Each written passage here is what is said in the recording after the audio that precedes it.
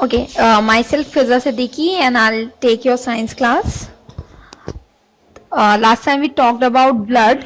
Today I'll take a chemistry chapter. Today we'll start with acid, base and salts.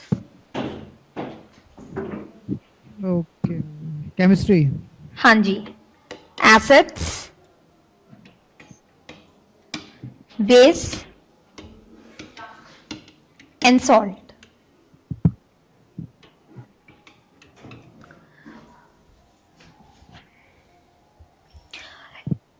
जितने भी हमारे पास elements हैं, around 115 elements जो हैं वो नोन हैं. उनमें उनको हम क्लासिफाई कैसे करते हैं? हम सारे एलिमेंट्स को क्लासिफाई करते हैं एसिड, बेस और सॉल्ट में. लेकिन हमें ये कैसे पता चलेगा कि कोई भी चीज एसिडिक है, बेसिक है, या वो सॉल्ट है या न्यूट्रल है? तो इन सब चीजों को जानने के लिए हमारे पास. Hello ma'am. हाँ जी. लास्ट लेक्चर में आपने क्या पढ़ाया था मैम? ब्लड. ब्लड कहाँ पढ़ाया मैम? डाइजेशन पढ़ाया था मैम, प्रोटीन पढ़ाया था, फैट पढ़ाया था मैंने आपको ब्लड भी तो पढ़ाया मैम. नहीं पढ़ाया था. ब्लड नहीं पढ़ाया? Let me check. मेरी लास्ट क्लास देखिए, एक मिनट. मेरी लास्ट क्लास देखिए.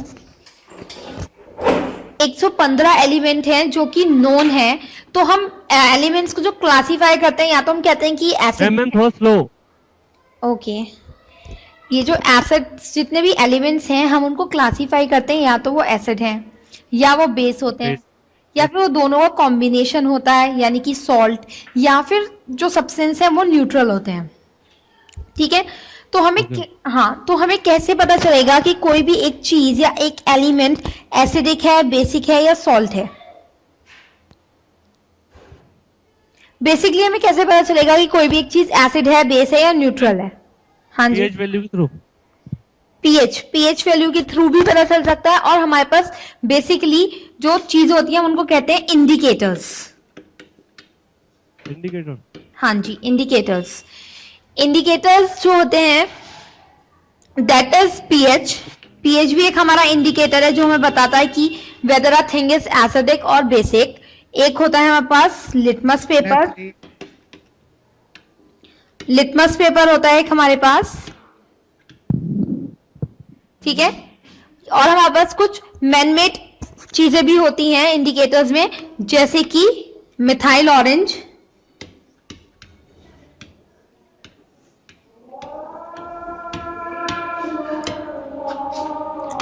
और फोर्थ इज फिनोप्थिलीन.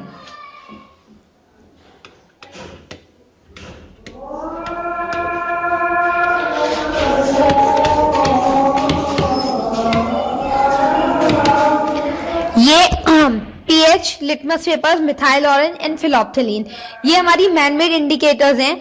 सबसे पहले हम बात करते हैं लिटमस पेपर की. लिटमस पेपर, आवाज आ रही है आपको? मैं अभी लिख नहीं पाया, आवाज तो आ रही है. अच्छा, लिख लीजिए.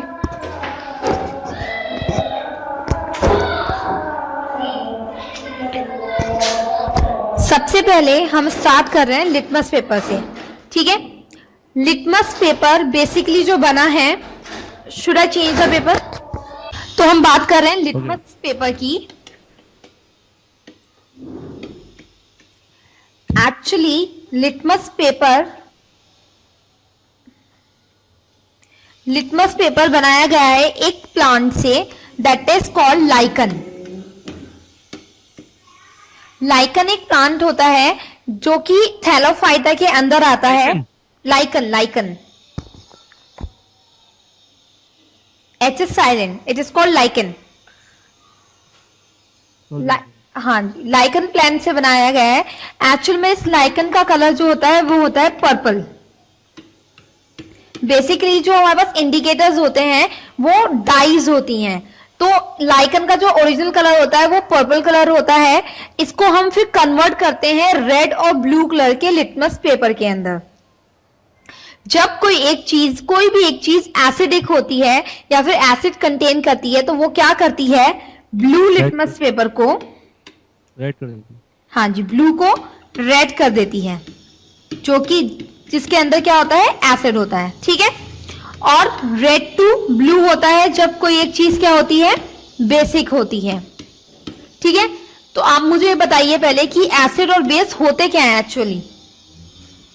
मैम एक चीज समझ में आई, पर्पल कलर का मैम जब पेपर होता है वो पेपर नहीं होता है एक्चुअली, प्लांट से ये एक्सट्रैक्ट जूस निकालते हैं प्लांट का, जो कि अच्छा। पर्पल कलर का सॉल्यूशन होता है। फिर उस पर्पल कलर के सॉल्यूशन को हम ट्रीट कर कर लिटमस पेपर बनाते हैं, जिसको हम कन्वर्ट करते हैं ब्लू और रेड कलर में, ताकि हम इंडिकेट कर पाए कि एक चीज एसिडिक है या फिर बेसिक है, इसलिए हम उसको कन्वर्ट करते हैं। बट क्योंकि क्वेश्चन पुट अप हो सकता है कि लिटमस पेपर कहाँ से आता है, तो हमें पता होना चाहिए कि वो लाइकन से आता है, जो कि पर्पल कलर का होता है। ओके। क्लियर है? तो अब आप मुझे ये बताइए कि एसिड और बेस एक्चुअल में होते क्या है। What are the characteristics of acid.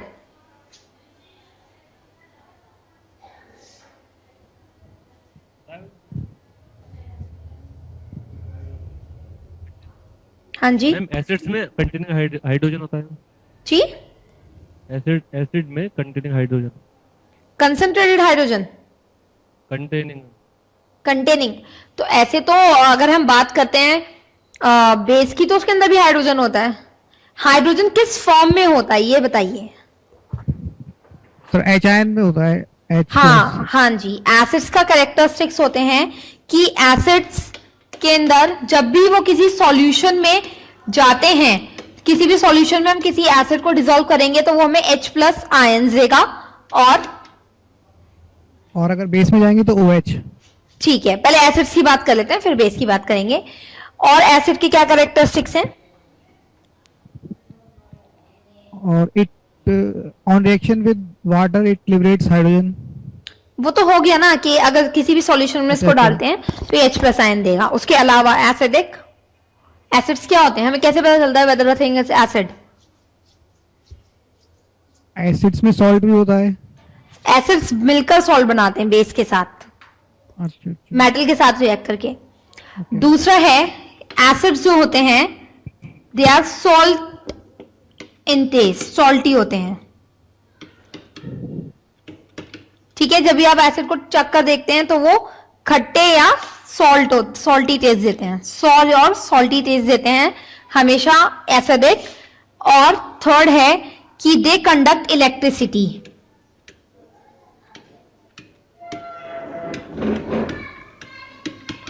Electricity conduct करते हैं। फोर्थ इज ब्लू लिटमस को रेड कर देते हैं। ठीक है, fifth is when react with metal, जब मेटल के साथ रिएक्ट करते हैं तो ये क्या बनाते हैं, सॉल्ट बनाते हैं और हाइड्रोजन गैस इवॉल्व करते हैं। तो सॉल्ट बनाएंगे प्लस हाइड्रोजन गैस इवॉल्व करेंगे। ठीक है, और sixth is they are corrosive in nature. What is the meaning of corrosive? Corrosive ma'am तीखे, टेस्ट में तीखे होते हैं, ऐसा कुछ है। नहीं, टेस्ट उनका सॉर ही होता है। कॉरेसिव का मतलब होता है they are harsh in nature. अगर आपके हाथ पे ऐसे चीजें गिर जाएं तो दे विल हार्म यू, ये जला देते हैं। तो that is they are called corrosive, they are corrosive in nature. ठीक है, यस मैम। इसी तरीके से बेसिस क्या होती है, बेसिस न्यूट्रल।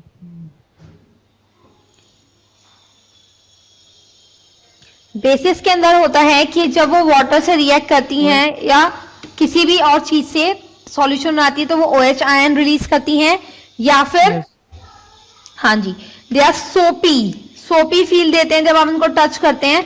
आपने कभी बेकिंग सोडा हाथ में लिया है? Yes ma'am. बेकिंग सोडा पे हल्का सा एक ड्रॉप पानी डाल के अगर आप उसको क्या करते हैं, रब करते हैं अपने हाथ पर, तो आपको सोपी फील होता है, सोप जैसा फील होने लगता है। और दे ऑल्सो कंडक्ट इलेक्ट्रिसिटी, ये भी इलेक्ट्रिसिटी कंडक्ट करते हैं।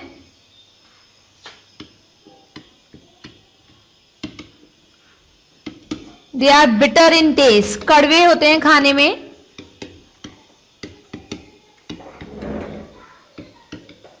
और ये क्या करते हैं, रेड लिटमस को ब्लू में कन्वर्ट कर देते हैं।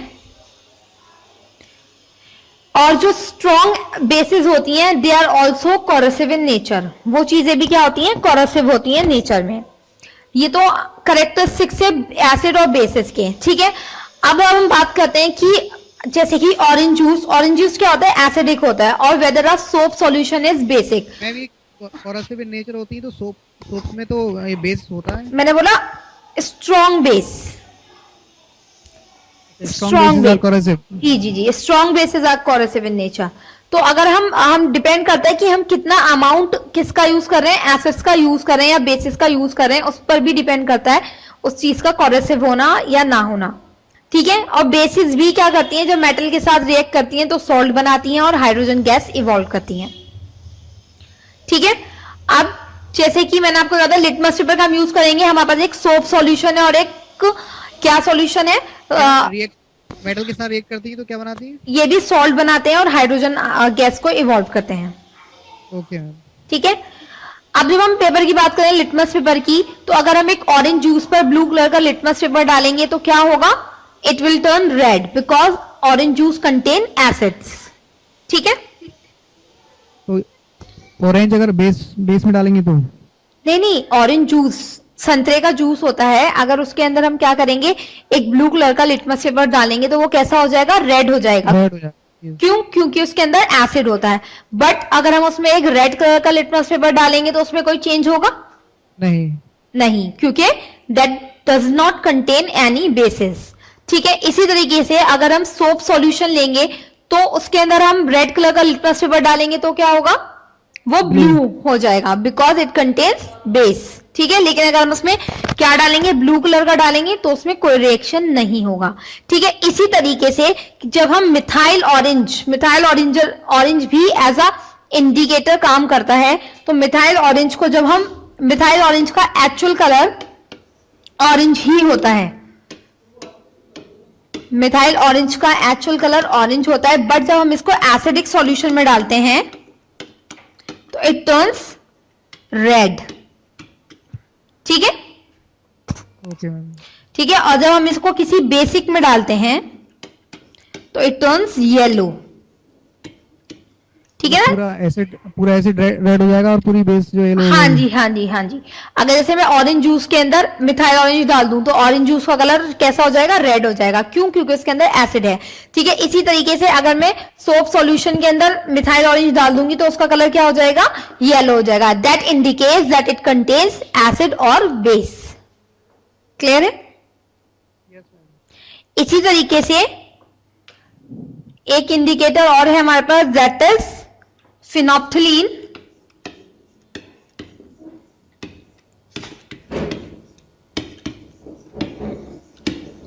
फिनोप्थिलीन क्या करता है, जब हम इसको acidic solution, actually phenolphthalein is colourless, ये वैसे भी कलरलेस होता है,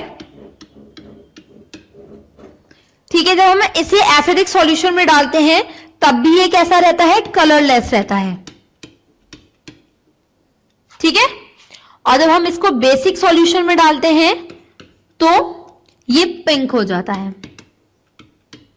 ठीक है। जैसे कि लेमन जूस में हम क्या डाल दें, फिनोप्थिलीन डालेंगे तो लेमन जूस का कलर चेंज नहीं होगा, तो एसिडिक पता चल जाएगा। लेकिन अगर हम किसी बेसिक चीज में बेकिंग सोडा का सॉल्यूशन बनाएं पानी के साथ और उसमें क्या डाल दें, फिनोप्थिलीन डाल दें, तो वो कैसा हो जाएगा, पिंक कलर का हो जाएगा। दैट इंडिकेट्स, हाँ जी, लाइम वाटर का जो कलर है वो वही रहेगा जो लाइम वाटर का है अपना। हाँ, क्योंकि हमने बताया ना कि एक तो फिनोप्थिलीन वैसे भी कलरलेस होता है और एसिडिक सॉल्यूशन में वो कलर चेंज करता ही नहीं है, जिस कलर का होगा उसी कलर का रहेगा। लेकिन अगर हम बेसिक सॉल्यूशन में डालेंगे तो वो पिंक हो जाएगा, ठीक है ना। तो अगर हम क्या करेंगे, फिनोप्थिलीन को बेकिंग सोडा के सॉल्यूशन में डालेंगे तो क्या होगा, वो पिंक कलर का हो जाएगा। That shows that baking soda is basic in nature. Clear है? तो ये थे हमारे कुछ मैनमेड, ठीक है ना। पीएच की बात हम अभी थोड़ी देर में करेंगे, उससे पहले आप मुझे बताइए कि हमारे पास क्या नेचुरल इंडिकेटर्स होते हैं? हाँ जी, पीएच जो है वो नेचुरल ही है, नेचुरल इंडिकेटर है। PH is not natural, pH natural नहीं है। पीएच को किसी साइंटिस्ट ने इन्वेंट किया था। नेचुरल होता है कि जो कुदरती नेचर में प्रेजेंट है। ऐसा कोई इंडिकेटर है जिससे हमें पता चलता है कि कोई चीज एसिडिक है या बेसिक है? हल्दी होती है क्या? हाँ जी, टर्मरिक। टर्मरिक कैसा होता है? Turmeric is natural indicator. Turmeric में क्या होता है कि जब आप टर्मरिक को का धब्बा लग जाता है कभी भी, ठीक है, तो क्या होता है, येलो कलर का डाई है, उसका नेचुरल कलर येलो होता है, लेकिन जैसे ही वो किसी उस पर हम कोई बेसिक चीज लगाते हैं, आपने देखा जब आप टर्मरिक के धब्बे को धोने के लिए सोप उस पर लगाते हैं तो उसका कलर कैसा हो जाता है? रेड। रेड। दैट इंडिकेट्स कि turmeric changes colour in the presence of base. Turmeric का येलो कलर कैसा हो जाता है? रेड। जब किस में होती है वो? बेसिक सॉल्यूशन में होती है। और जैसे ही आप उसके बाद साबुन हटाएंगे तो क्या होगा? वो दोबारा से येलो हो जाएगा। ठीक है, इसी तरीके से वो टर्मरिक कैसी हो जाती है? रेडिश ब्राउन हो जाती है किसके अंदर? जब हम उस पर सोप रगड़ते हैं। ठीक है, लेकिन एसिड का उस पर कोई इफेक्ट नहीं पड़ता, एसिड में वो येलो ही रहती है। इसी तरीके से आपने रेड कैबेज सुना है? क्या ma'am? Red cabbage. Red cabbage? हाँ जी, लाल कलर की बंद गोभी जो होती है, ग्रीन तो आप सबने देखोगे, एक रेड कलर की बंद गोभी भी होती है, उसका नेचुरल कलर रेड होता है। यस। ठीक है, लेकिन रेड कैबेज का जो जूस निकलता है वो रेड इन कलर होता है। ठीक है, लेकिन जब हम उसको किस में डालते हैं? किसी भी बेसिक सॉल्यूशन में डालते हैं तो वो ग्रीन हो जाता है। ठीक है, जब भी हम किसी उसके अंदर डालते हैं, एसिडिक सॉल्यूशन में डालते हैं तो वो ग्रीन हो जाता है, बट बेसिक सॉल्यूशन में उसका कलर रेड ही रहता है। एसिड में इट शोज ग्रीन कलर, जैसे कि ऑरेंज डालेंगे तो रेड हो जाएगा। नहीं, सॉरी, एक मिनट। बेस में डालेंगे तो रेड ही रहेगा और एसिड में डालेंगे तो ग्रीन हो जाएगा। जैसे कि आप ऑरेंज जूस में अगर रेड कैबेज का जूस डालेंगे तो ऑरेंज जूस कैसा हो जाएगा? ग्रीन। क्लियर है? Yes ma'am. अगर एसिडिक सॉल्यूशन में हम रेड कैबेज का जूस डालेंगे तो वो ग्रीन हो जाएगा, बट अगर हम उसको किसी बेसिक सॉल्यूशन में डालेंगे तो वो रेड ही रहेगा।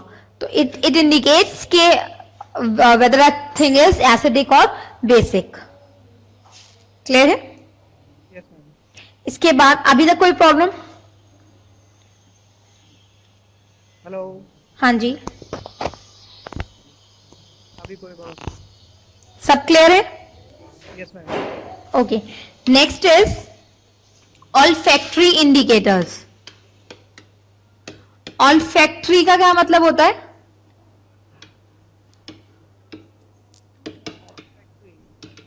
फैक्ट्री बनती है? नहीं, ऑल्फैक्टरी वर्ड आया है एक्चुअल में ऑल्फेक्शन से, that is related to smell. ठीक है, इसका मतलब होता है ऑल्फेक्शन से आया है ये। इसका मतलब होता है रिलेटेड टू स्मेल, मतलब कि जो चीज जिसको हम स्मेल से डिटेक्ट कर सकते हैं। ठीक है, जैसे कि आपको पता है अनियन, प्याज जो होती है, उसका अपना बहुत अच्छा पंजेंट स्मेल होती है। जब आप प्याज को काटते हैं, छीलते हैं तो एक बहुत पंजेंट सी स्मेल आती है, बहुत तेज स्मेल आती है। ठीक है, तो हम उसको भी एज अ इंडिकेटर इस्तेमाल कर सकते हैं। कैसे? क्योंकि जब आप अनियन के जूस को किसी भी बेसिक सॉल्यूशन में डालते हैं तो क्या होता है, उसकी स्मेल पता नहीं चल पाती। ठीक है, स्मेल, उसकी स्मेल आप डिटेक्ट नहीं कर सकते। अगर आपने बेकिंग सोडा के अंदर अनियन का जूस डाला है तो क्या होगा, आपको अनियन की स्मेल नहीं आएगी। ठीक है, दैट मीन्स कि कभी भी कोई भी बेसिक सॉल्यूशन में आप अनियन डालेंगे तो उसकी स्मेल आप डिटेक्ट नहीं कर सकते, उसकी स्मेल गायब हो जाएगी। ठीक है, लेकिन अगर आप अनियन के जूस को किस में डाल देंगे, ऑरेंज के जूस में डाल देंगे या किसी एसिड में डाल देंगे तब आपको अनियन की स्मेल आती रहेगी। इससे हमें क्या पता चलता है कि जब आपने किसी भी अनियन जूस को किसी भी सॉल्यूशन में डाला और उसकी स्मेल आना बंद हो गया, that means that solution is basic in nature. But आपने अनियन जूस डाला और स्मेल तभी भी आ रही है, that indicates that thing is acidic in nature. ठीक है, क्लियर है? इसी तरीके से हमारे पास होता है वनीला। ऑल्फैक्टरी इंडिकेटर्स में एक आता है हमारा अनियन और एक आता है हमारा वनीला। वनीला तो सबको पता होगा, वनीला आइसक्रीम्स खाते हैं ना आप, उसका एसेंस आता है वनीला का, उसकी स्मेल भी बहुत तेज होती है। ठीक है, इसी तरीके से जब आप वनीला को किसी बेसिक सॉल्यूशन में डालते हैं तो वनीला की स्मेल नहीं डिटेक्ट कर सकते, लेकिन एसिडिक में डालते हैं तो डिटेक्ट कर सकते हैं। तो इसका क्या हाँ जी, हाँ, वनीला के बारे में बता दीजिए थोड़ा, क्या होता है? वनीला एक बीन होती है, जैसे फली होती है ना, वनीला एक फली होती है। फली का जो अपर पार्ट होता है, उसकी जो बार्क होती है, छिलका, दैट इज वनीला। ठीक है, फिर उसको हाँ जी, हाँ, यहाँ इंडिया में नहीं पाई जाती, ये फॉरेन कंट्रीज में ही होती है, स्विट्जरलैंड, अमेरिका वगैरह के अंदर ये पाई जाती है। हेलो, यस मैम, समझ आ रहा है ना? यस मैम, आ रहा है। हाँ, तो इसको फिर एक्सट्रैक्ट बनाया जाता है, या तो उसका वनीला एसेंस बनाए जाते हैं, जूस फॉर्म में लिया जाता है, या इसके फ्लेवर्स बना दिए जाते हैं। ठीक है, और जो ओरिजिनल वनीला होता है, जहां पर भी ये लगा होता है, इसकी दूर दूर तक स्मेल जाती है, क्योंकि इसकी जो स्मेल है that is very pungent in nature, बहुत पंजेंट होती है। ठीक है, इसी वजह से जब हम इसको बेसिक सॉल्यूशन में डालते हैं तो इसकी स्मेल आना बंद हो जाता है। ठीक है, बट एसिडिक सॉल्यूशन में इसकी स्मेल आती रहती है, तो that indicates weather a thing is acidic और बेसिक। तो दो ऑल्फैक्टरी इंडिकेटर्स होते हैं हमारे पास, एक अनियन और एक वनीला। क्लियर है?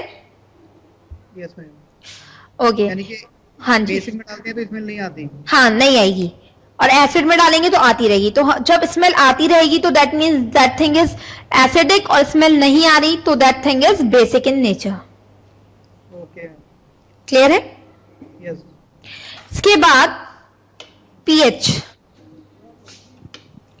पीएच का फुल फॉर्म होता है पोटेंशियल ऑफ हाइड्रोजन। पीएच का ये पी स्मॉल का लिखा जाता है पहले, स्मॉल ही है वो, मैं स्मॉल ऐसे ही लिखती हूँ। हाँ, तो मैम ये स्मॉल क्यों लिखते हैं, कैपिटल क्यों नहीं लिखते? बस एज इट इज, कैप जिसने बनाया उसने ऐसे ही लिखा।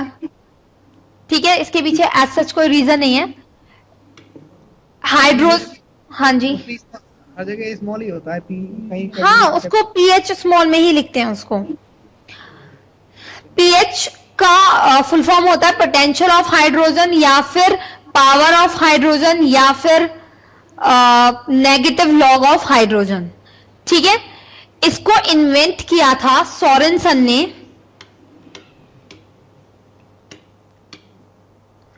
1909 के अंदर। सोरेनसन ने 1909 के अंदर पीएच स्केल को इन्वेंट किया था। पीएच स्केल की वैल्यू स्टार्ट होती है 1 से 7 एंड देन 7 to 14। ठीक है, 1 से 6.9 तक इट इज एसिडिक। 1904। हाँ जी, 1909। हाँ जी, 9 है। हाँ, वो 9 है। ओके,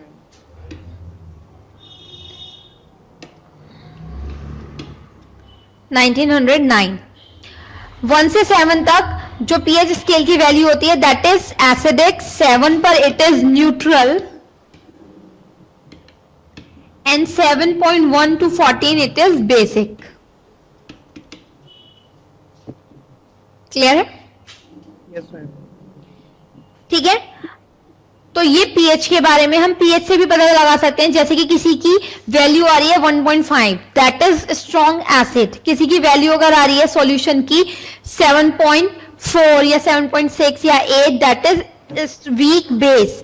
ठीक है, 1 से 6.9 तक कोई भी वैल्यू आती है दैट इज एसिडिक, 7 पर न्यूट्रल और 7.1 to 14 it is basic in nature. Clear है? Yes ma'am. अब मैं आपको कुछ एसिड्स लिखवा रही हूं ऑर्गेनिक। मैंने आपसे कहा था कि एसिड्स जो होते हैं वो दो टाइप के होते हैं, एक होते हैं ऑर्गेनिक एसिड्स और एक होते हैं नहीं, एक होते हैं मिनरल एसिड्स या उनको इनऑर्गेनिक भी बोल सकते हैं। ऑर्गेनिक एसिड्स वो एसिड्स होते हैं जो कि हमें प्लांट्स और एनिमल से मिलते हैं, ठीक है। और मिनरल एसिड्स वो होते हैं जो हम अर्थ क्रस्ट से निकालते हैं, जमीन के अंदर से निकालते हैं, ठीक है। मोस्टली या जनरली जितने भी ऑर्गेनिक एसिड्स होते हैं, those acids are weak in nature, मतलब कि वो बहुत ज्यादा स्ट्रॉन्ग नहीं होते हैं, वीक होते हैं। तो मैं आपको कुछ ऑर्गेनिक एसिड्स लिखवा रही हूं जो कि हमें प्लांट्स और एनिमल से मिलते हैं। Number 1 acid is citric acid. कहां से मिलता है? सिट्रिक एसिड ये फल फ्रूट से मिलता है जो खट्टे होते हैं। हाँ जी, एसिडिक, हाँ, सिट्रिक एसिड हमें मिलता है ऑल सिट्रस फ्रूट से। जितने भी खट्टे फ्रूट होते हैं उन सब से हमें acidic acid, sorry, citric acid मिलता है। इसके बाद next acid is acetic acid. Acetic acid कहां से मिलता है हमें? या एसिटिक एसिड को साइंटिफिकली इथेनॉइक एसिड भी कहते हैं, इथेनॉइक एसिड भी बोलते हैं इसे साइंटिफिकली। ये कहां से मिलता है हमें? Sugarcane juice? नहीं, इथेनॉइक एसिड हमें मिलता है विनेगर से। विनेगर पता है ना आपको? Yes ma'am. विनेगर, विनेगर क्या होता है? विनेगर सिरका होता है जो शुगर केन के जूस से बनता है। शुगर केन के जूस वाले उसमें एसिटिक एसिड नहीं मिलता। जो हमारा ये होता है ना जामुन वाला, कौन सा? ब्लैक वाला, ब्लैक वाला, यस, उसके अंदर वो मिलता है। या फिर नॉर्मली इथेनोइक एसिड को हम क्या करते हैं, डाइल्यूट कर देते हैं। यानी कि हम इसको क्या करते हैं, 1 ml हम एसिटिक एसिड लेते हैं या इथेनोइक एसिड लेते हैं, उसमें 9 ml पानी मिला देते हैं, तो क्या बनता है हमारा 10 ml विनेगर मिलता है। तो इसकी natural source is vinegar. Clear है? विनेगर कहाँ से आता है? ये एसिड हम लैब में सिंथेसाइज करते हैं। या और जामुन जो होती है, जामुन? जी अच्छा, जामुन से बनता है ये? जी जी जी। Okay ma'am. इसके बाद next is oxalic acid. Oxalic acid कहां से मिलता है? नहीं पता। ऑक्सैलिक एसिड मिलता है हमें टमाटर से। Okay ma'am. ठीक है। इसके बाद हमारा लैक्टिक एसिड। लैक्टिक एसिड कहां से मिलता है?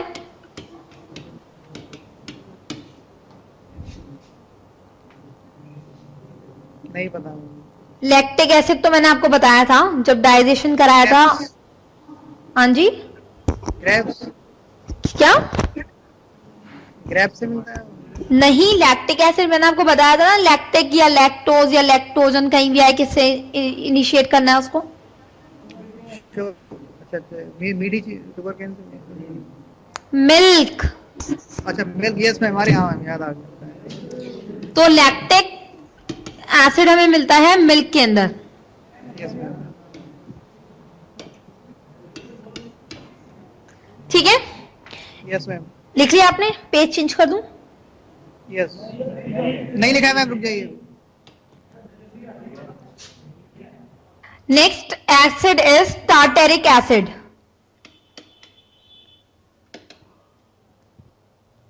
टार्टेरिक एसिड कहां से मिलता है?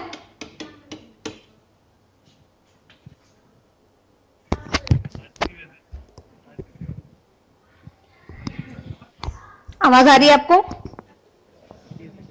नमक से मैम। नमक से नहीं मिलता। टार्टरिक एसिड मिलता है हमें टैमरिन से। टैमरिन क्या होती है?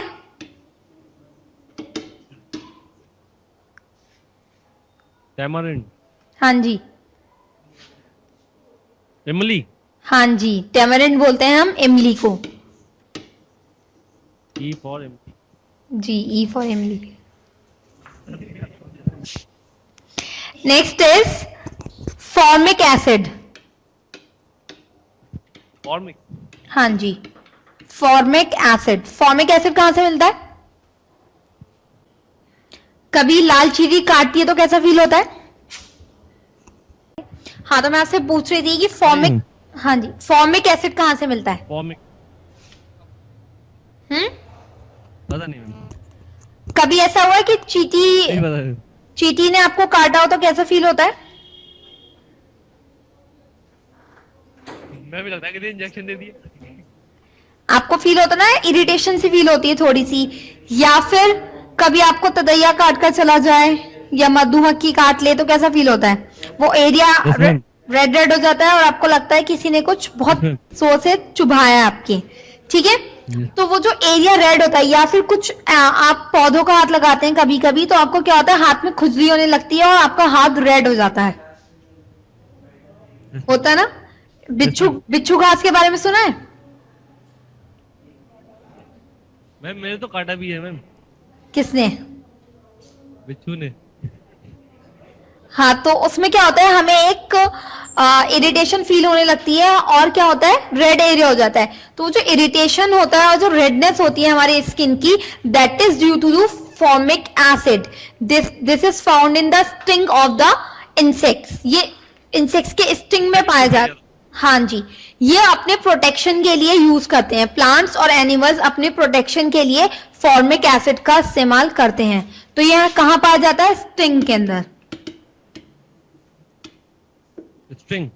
Sting of insects.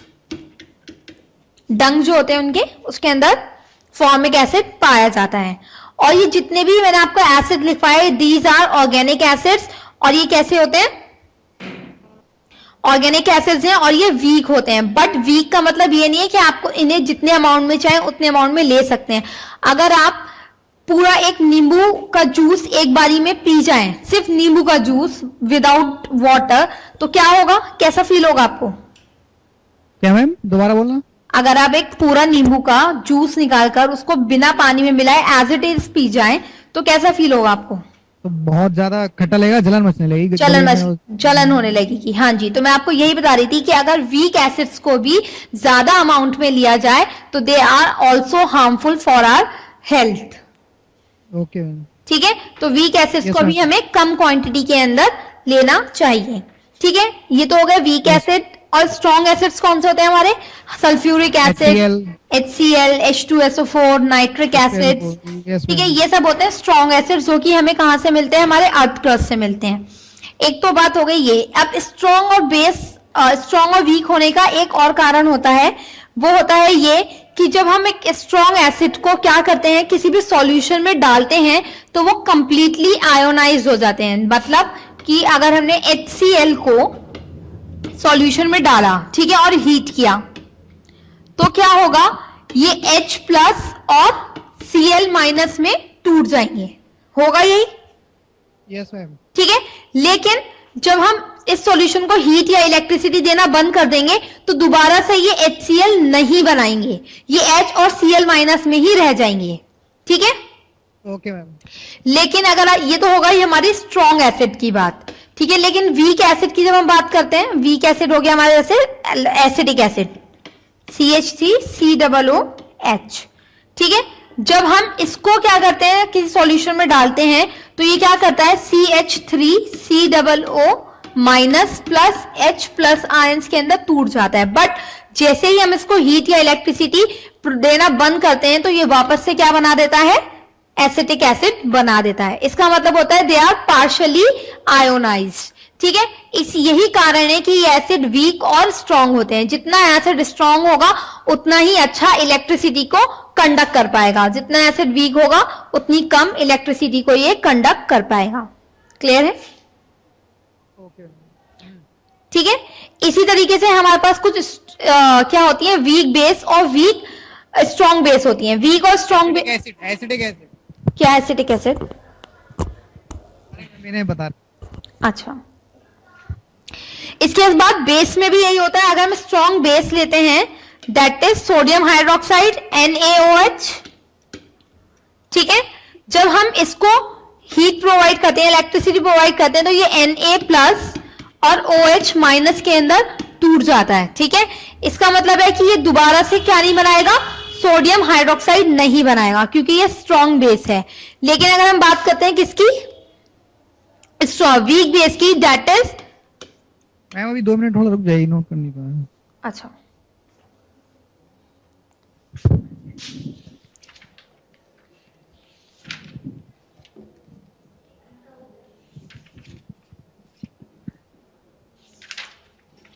Yes ma'am, हो गया नोट।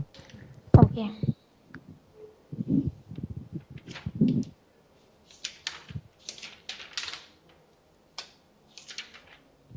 हेलो। हाँ जी, बता रही हूँ। इसके बाद क्या होगा कि मैंने आपको वीक बेस का, स्ट्रॉन्ग बेस का बताया कि सोडियम हाइड्रोक्साइड जब सोडियम और Na+ और OH- में डिवाइड हो जाएगा तो दोबारा से क्या नहीं भरेगा, ये नहीं बनाएगा, NaOH नहीं बनाएगा। इसी तरीके से अगर हम किसकी बात करते हैं, NaHCO3 की बात करते हैं, ठीक है। ओके। नहीं, ये तो सॉल्ट हो जाएगा, सॉरी, एक मिनट।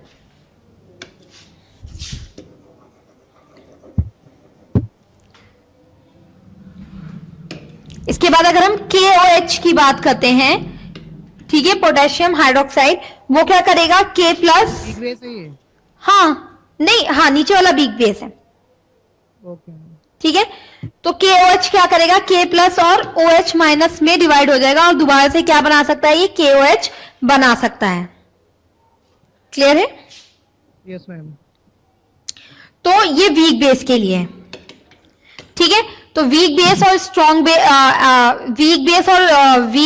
बेस और स्ट्रॉन्ग एसिड और स्ट्रॉन्ग वीक एसिड का यही एक डिवीजन होता है कि जब हम किसी स्ट्रॉन्ग एसिड या स्ट्रॉन्ग बेस को क्या करते हैं, इलेक्ट्रिसिटी प्रोवाइड करते हैं या हीट प्रोवाइड करते हैं, तो वो कंप्लीटली आयोनाइज्ड हो जाते हैं।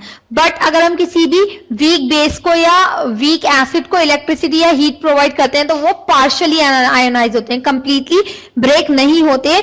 K और OH, H+ आयंस के अंदर और OH आयंस के अंदर वो दोबारा से कंबाइन होके अपना क्या बना देते हैं, रिएक्टेंट बना देते हैं, ठीक है। Yes ma'am. तो ये स्ट्रॉन्ग और वीक बेस का हो गया। इसके बाद सॉल्ट, मैम कुछ बेस के नाम बता दीजिए। जैसे कि मैग्नीशियम हाइड्रोक्साइड, ठीक है ना, पोटेशियम हाइड्रोक्साइड मैंने लिखा, सोडियम हाइड्रोक्साइड की बात कर रहे हैं हम, ठीक है, कॉपर हाइड्रोक्साइड, ये सब क्या है, हमारे बेसिस हैं। Okay ma'am. ठीक है, कुछ क्वेश्चन है क्या? No ma'am. ओके, तो अब हम बात करते हैं सॉल्ट्स की। सॉल्ट्स क्या होते हैं?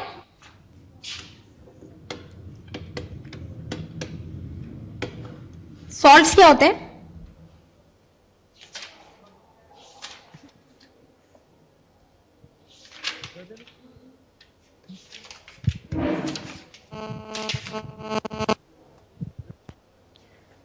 हेलो, हेलो, हाँ मैम। हाँ जी, सॉल्ट्स क्या होते हैं?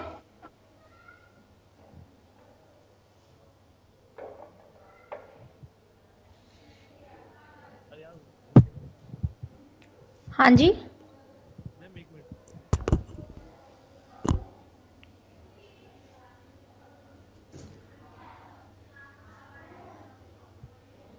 मैम सॉल्ट में क्लोरीन प्रेजेंट होता है। क्लोरीन प्रेजेंट होता है तो वो सॉल्ट हो जाएंगे।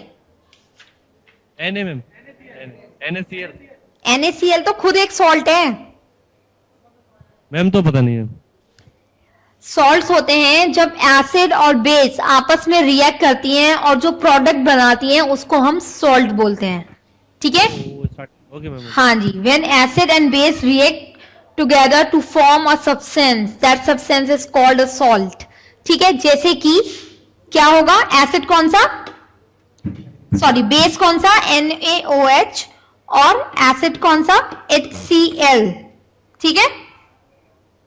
सोडियम हाइड्रोक्साइड बेस और एसिड हमारा हाइड्रोक्लोरिक एसिड, जब ये दोनों आपस में रिएक्ट करेंगे तो ये क्या बनाएंगे, हमारा NaCl+ H2O वाटर, ठीक है, that NaCl is sodium chloride, या फिर हम इसको क्या बोलते हैं, कॉमन सॉल्ट या टेबल सॉल्ट, जो हम नेचुरली खाते हैं। Okay ma'am. ठीक है, तो ये क्या है, NaOH क्या है, हमारा स्ट्रॉन्ग एसिड है, और सॉरी स्ट्रॉन्ग बेस है, और HCl क्या है, हमारा स्ट्रॉन्ग एसिड। जब एक स्ट्रॉन्ग बेस एक स्ट्रॉन्ग एसिड के साथ रिएक्ट करती है तो वो क्या बनाती है, एक न्यूट्रल सॉल्ट बनाती है। ठीक है, जब भी एक स्ट्रॉन्ग बेस एक स्ट्रॉन्ग एसिड के साथ रिएक्ट करेगी तो जब भी जो सॉल्ट बनेगा दैट इज न्यूट्रल, ना ही वो एसिडिक होगा ना ही वो बेसिक होगा। क्लियर है? Okay ma'am. इसके बाद अगर एक वीक बेस एक स्ट्रॉन्ग एसिड के साथ रिएक्ट करेगी तो सॉल्ट कैसा बनेगा हमारा,